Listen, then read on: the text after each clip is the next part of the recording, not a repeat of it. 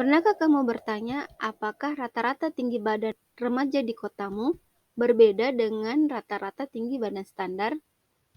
Atau apakah program intervensi kesehatan baru benar-benar meningkatkan tingkat kesehatan ibu dan anak? Nah, hari ini kita akan membahas uji bedamin satu sampel, uji yang tepat untuk menjawab pertanyaan tersebut. Uji ini digunakan untuk membandingkan rata-rata dari satu sampel dengan nilai yang diketahui. Nilai yang diketahui yang dimaksud di sini adalah nilai rata-rata nasional atau nilai standar baku dan lain-lain. Sebagai contoh kasus, misalkan rata-rata tinggi badan standar remaja di Indonesia adalah 159,4 cm.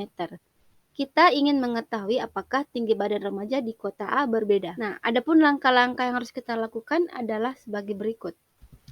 Langkah yang pertama adalah kumpulkan data tinggi badan remaja di kota A. Lakukan pengukuran tinggi badan remaja yang terpilih di kota A. Kemudian langkah yang kedua adalah hitung nilai rata-ratanya.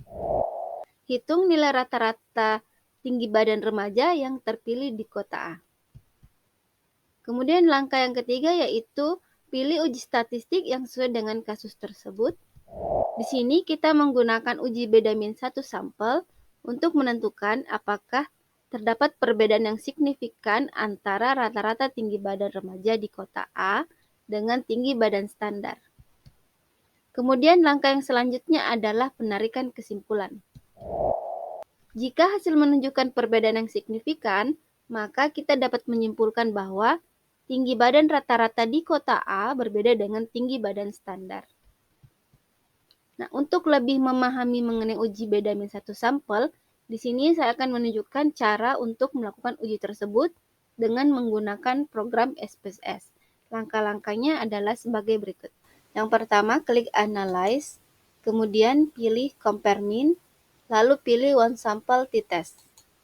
Jika sudah, akan tampak kotak dialog seperti ini.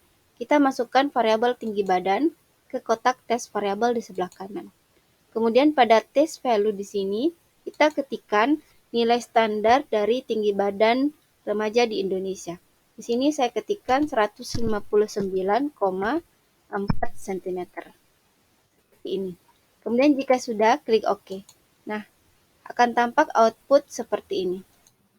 Pada output ini terlihat nilai p-value adalah sebesar 0,010.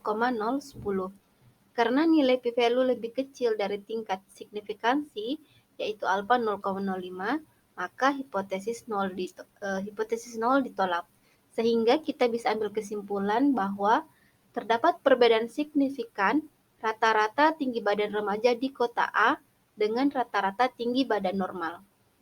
Nah, demikianlah penjelasan singkat mengenai uji bedamin satu sampel. Terima kasih sudah menonton. Bagikan video ini dengan temanmu jika menurut kamu video ini bermanfaat.